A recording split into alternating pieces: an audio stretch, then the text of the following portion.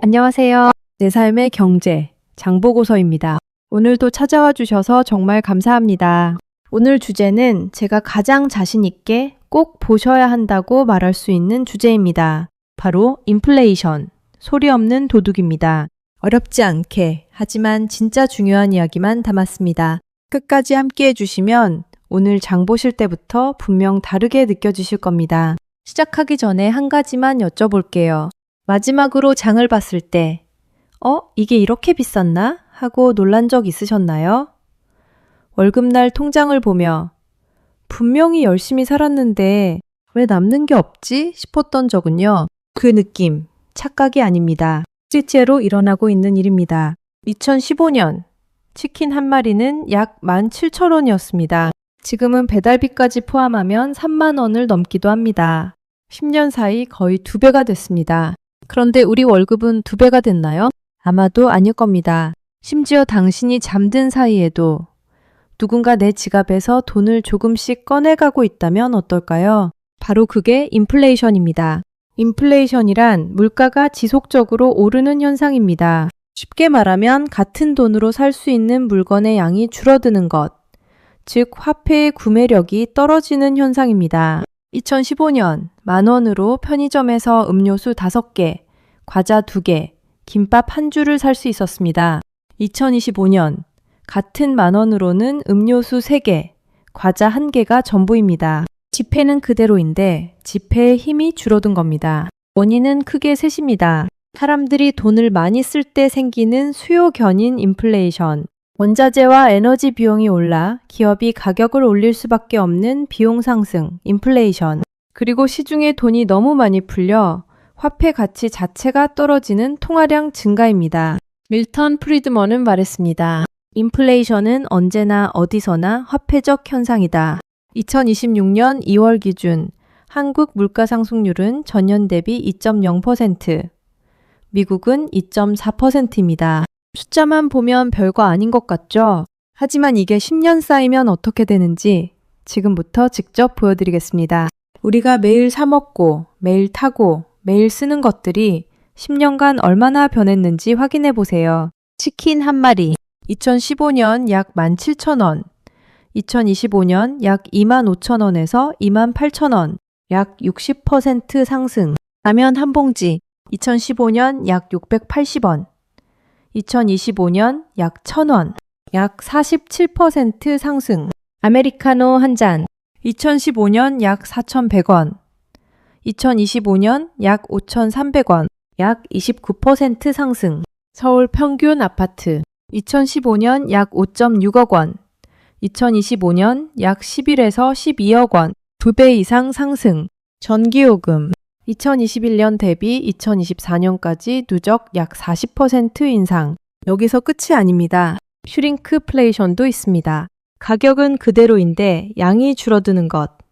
보이지 않는 인플레이션입니다. 과자 봉지 속 과자 양, 음료수 용량을 확인해 보면 조금씩 줄어 있습니다. 지금 1,000만 원이 있다고 가정해 봅시다.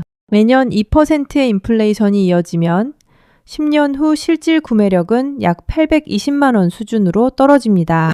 통장의 돈은 그대로인데 살 수 있는 것의 양이 18% 줄어든 겁니다. 이자율이 물가 상승률보다 낮으면 저축해도 사실상 손해를 보는 겁니다. 그런데 왜 지금 이렇게 심해진 걸까요? 세계에서 무슨 일이 벌어지고 있는지 큰 그림으로 보여드리겠습니다. 2020년 코로나19 팬데믹으로 전 세계 정부는 역사상 유례없는 선택을 했습니다. 돈을 찍어서 뿌리자. 미국만 약 5조 달러, 우리 돈으로 약 6,500조 원 이상을 시장에 풀었습니다. 그 결과 미국 인플레이션은 2022년 40년 만에 최고치인 약 9.1%를 기록했고 한국도 5에서 6% 수준까지 치솟았습니다. 2022년 2월 러시아가 우크라이나를 침공하면서 세계의 물가 판도가 다시 바뀌었습니다. 러시아는 세계 에너지의 핵심 공급국이고 우크라이나는 세계 밀 생산의 허브입니다. 그 충격은 한국의 라면 가격, 빵값에까지 고스란히 전달됐습니다. 2025년에는 트럼프 대통령이 미국 해방의 날을 선언하며 전 세계에 관세 폭탄을 투하했습니다. 중국 제품에는 최대 145%, 한국은 협상 끝에 15%로 합의됐습니다. 예일대학교 예산연구소는 미국 가구당 연간 평균 3,800달러의 소비자 손실이 발생할 것으로 분석했습니다. OECD는 미국 물가 전망을 불과 3개월 만에 3.0%에서 4.2%로 끌어올렸습니다. 최근에는 이란 분쟁 격화로 WTI 유가가 배럴당 107달러대까지 올랐습니다. 한국은 G20국가 중 영국 다음으로 에너지 수입 의존도가 높아 이 사태에 특히 취약합니다. 글로벌 공급망 재편, 지정학 갈등, 패권 경쟁이 맞물려 인플레이션의 구조 자체가 바뀌고 있습니다. 이걸 모르고 그냥 살면 어떻게 될까요? 인플레이션은 모든 사람에게 공평하지 않습니다. 월급이 고정된 직장인은 실질 임금이 감소하고 연금에 의존하는 은퇴자는 생활비가 부족해집니다. 저소득층은 식품과 주거비 비중이 크기 때문에 타격이 더 큽니다. 예일대 연구에 따르면 트럼프 관세로 인한 손실은 최저소득층이 최고소득층보다 2.5배 더 크게 영향받는 것으로 나타났습니다. 인플레이션은 부자에게는 자산 가치를 올려주고 서민에게는 생활을 짓누릅니다. 내 월급만 빼고 다 오른다는 말이 공감을 얻는 이유가 있습니다. 임금 인상은 물가 상승보다 항상 늦기 때문입니다. 피해를 인식했을 땐 이미 털린 뒤입니다. 그런데 인플레이션보다 훨씬 더 무서운 상황이 있습니다. 지금 그게 현실로 다가오고 있습니다. 경기는 나쁜데 물가는 오히려 오르는 상황. 바로 스태그플레이션입니다. 물가를 잡으려 금리를 올리면 경기가 더 나빠지고 경기를 살리려 돈을 풀면 물가가 폭등합니다. 정부도 중앙은행도 뾰족한 수가 없는 정책적 딜레마입니다. 1970년대 오일 쇼크가 역사적 교과서입니다. 배럴당 2.6달러였던 유가가 11.6달러로 치솟았고 1979년 이란 혁명과 겹치면서 45달러까지 폭등했습니다. 미국 경제 성장률은 마이너스로 곤두박질 치는 동안 물가 상승률은 11%를 넘었습니다. 일자리는 사라지는데 물건값은 오르는 최악의 조합이었습니다. 지금 한국의 상황이 심상치 않습니다. 2025년 경제 성장률은 1.0%에 그쳤고 이란 분쟁으로 유가는 다시 100달러를 넘었습니다. 고유가와 고환율이 고착화되면서 스태그플레이션 국면 진입 우려가 실제로 제기되고 있습니다.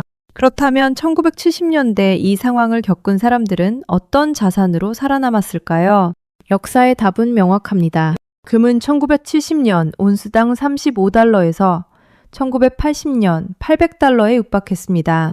10년 사이 20배 이상, 연평균 실질 수익률 20%가 넘는 경이로운 성과였습니다. 금은 공급이 제한돼 있어 화폐 가치가 떨어질수록 상대적 가치가 올라가고 지정학적 위기가 커질수록 전 세계 투자자들이 피신하는 자산입니다.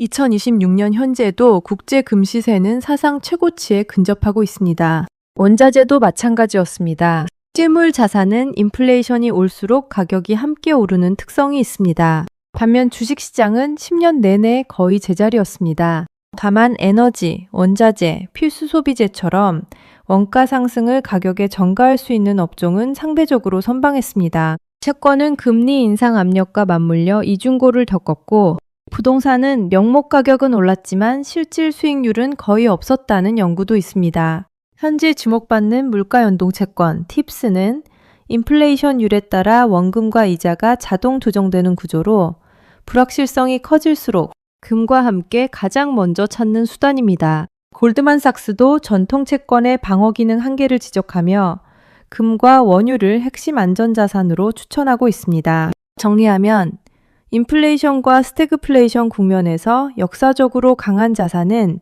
금, 원자재, 원가 전가력이 있는 기업 주식, 물가 연동 채권이었습니다. 현금과 장기 고정금리 채권은 실질 가치가 꾸준히 깎였습니다.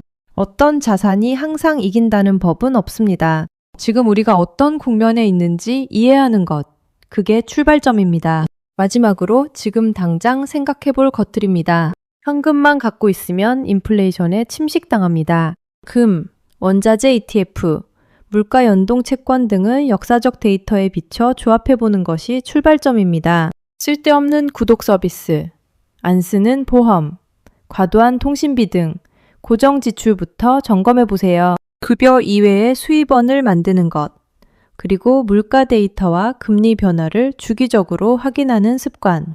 이게 어렵고 복잡해 보여도 결국 여러분의 일상 소비와 직결됩니다. 다만 모든 투자는 반드시 본인의 재무 상황과 위험 수용 능력을 먼저 파악한 후 결정하세요. 오늘 정말 긴 여정을 함께 해주셨습니다. 쉽지 않은 내용인데도 끝까지 함께 해주셨다는 건 그만큼 지금 자신의 경제 상황을 진지하게 바라보고 계신다는 뜻이라고 생각합니다. 그 마음이 정말 소중합니다. 인플레이션은 아무도 감옥에 가지 않으면서 모두의 지갑을 조용히 털어갑니다. 하지만 그 도둑의 존재를 아는 사람은 문을 잠글 수 있습니다. 역사가 어떤 자산이 그 자물쇠 역할을 해왔는지 이미 보여줬습니다. 오늘 이 영상을 끝까지 보신 여러분은 이미 많은 사람들보다 한 걸음 앞서 있습니다. 그 한 걸음이 1년 후, 5년 후, 10년 후에 얼마나 큰 차이를 만들어낼지 저는 알고 있습니다. 내 삶의 경제장 보고서는 앞으로도 여러분의 실제 삶에 도움이 되는 이야기만 담겠습니다. 끝까지 시청해주셔서 진심으로 감사합니다. 영상이 도움이 되셨다면 좋아요와 구독이 저에게 큰 힘이 됩니다. 오늘 가장 공감됐던 부분이나 걱정되는 경제 이슈가 있다면 댓글로 편하게 남겨주세요. 여러분의 댓글 하나하나가 다음 영상 주제를 만들어갑니다.